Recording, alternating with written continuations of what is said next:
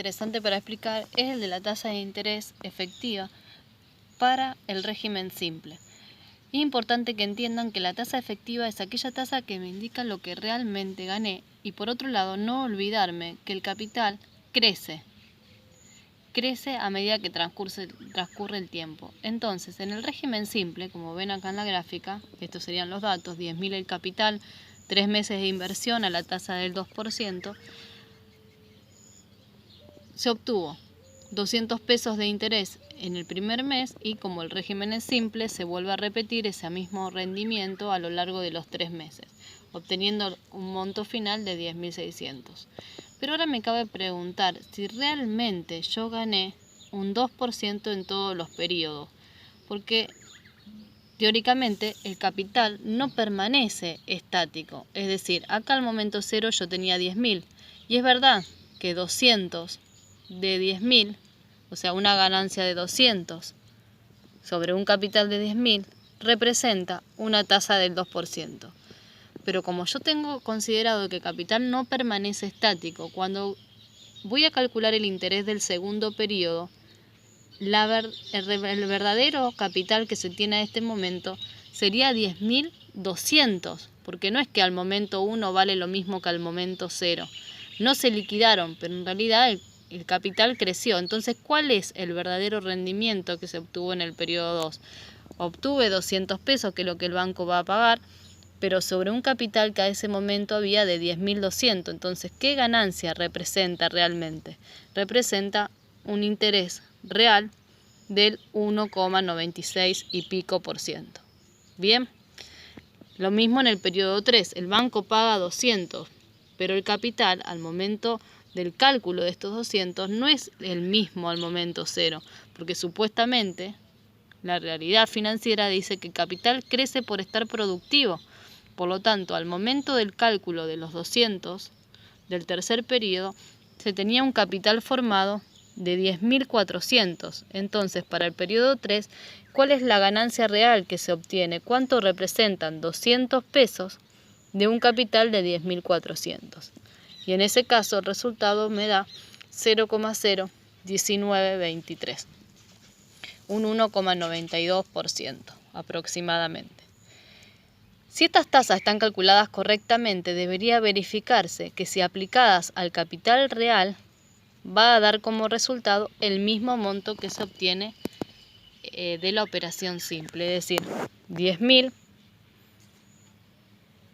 Primer periodo, el rendimiento real fue del 2%, que supuestamente hizo que el capital creciera de 10.000 a 10.200.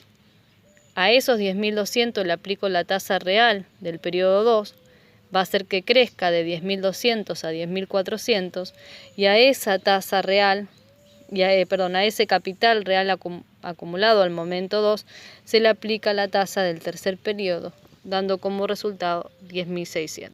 ¿Qué quiere demostrar esta última fórmula? Que el interés simple es un caso de interés compuesto con tasas efectivas variables y decrecientes, o sea, cada vez la ganancia que se va obteniendo, en realidad el banco cada vez paga menos en concepto de interés, porque mientras ese capital está productivo, ellos siguen pagando un interés constante de 200 pesos. Vamos a hacer en simbología la demostración teórica y escribimos la conclusión de este punto. Bien. Acá volvemos a copiar entonces de manera ordenada los datos. Para el periodo 1 se había ganado un interés de 200, donde el capital real a ese momento era 10.000. En el periodo 2 se había ganado un interés de 200, pero a ese momento ya teníamos 10.200 de capital, porque ese capital creció del periodo 1 al 2 en 200 pesos. En el periodo 3 tengo un interés de 200 y un capital real a ese momento del cálculo 10.400, ya que tuvo dos intereses de 200 ya ganados. Las tasas reales que se obtenían de hacer el cociente entre interés y capital eran 0,02, 0,019, 6 y 0,01923. Acá lo tenemos en simbología.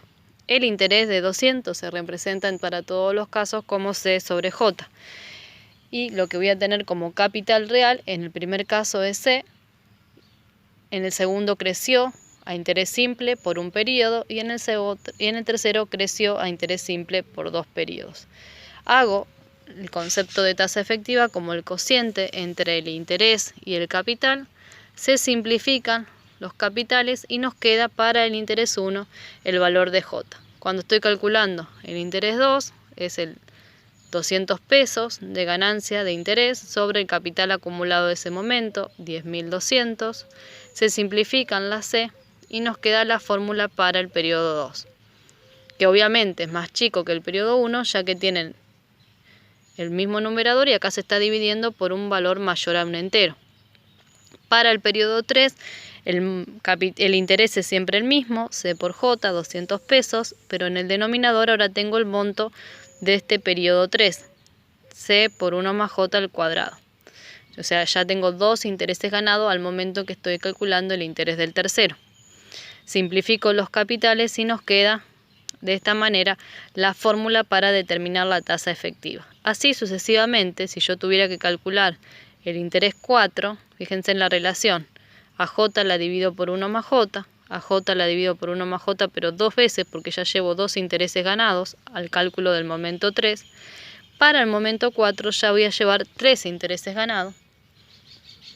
Y obviamente que estas fórmulas dan como resultado valores cada vez más chicos, porque el denominador es el que va creciendo mientras que el numerador permanece constante. Así, para cualquier periodo K, si ustedes le piden en el ejercicio calcular la tasa efectiva del periodo 11, va a ser la tasa enunciada del régimen simple y acá la fórmula de 1 más esa tasa por la cantidad de intereses que llevan ganados. Si estoy calculando el interés del periodo K, ya llevo K menos 1 periodos de ganancia. Es decir, si es el periodo 10, ahí iría el 9. Y así sucesivamente, si quisiera determinar la tasa efectiva del último periodo, entonces a J la voy a dividir por 1 más J a la N menos 1, es decir, el periodo anterior. Podemos enunciar como primera conclusión que las tasas efectivas de cada uno de los periodos va decreciendo, es decir, la primera es igual a la tasa enunciada y después I2 es más chica que I1 y va decreciendo, siendo la menor de todas la tasa que corresponde al último periodo. Las tasas efectivas son decrecientes. Y por el otro lado, la otra conclusión es que vamos a obtener montos equivalentes, es decir, el mismo monto que se obtiene de aplicar la fórmula de interés simple con la tasa enunciada, se obtiene de aplicar la fórmula de interés compuesto con las tasas efectivas decrecientes obtenidas a través de la fórmula que vimos antes. Es decir, el monto de interés simple es un caso particular del monto de interés compuesto con tasas variables y decrecientes.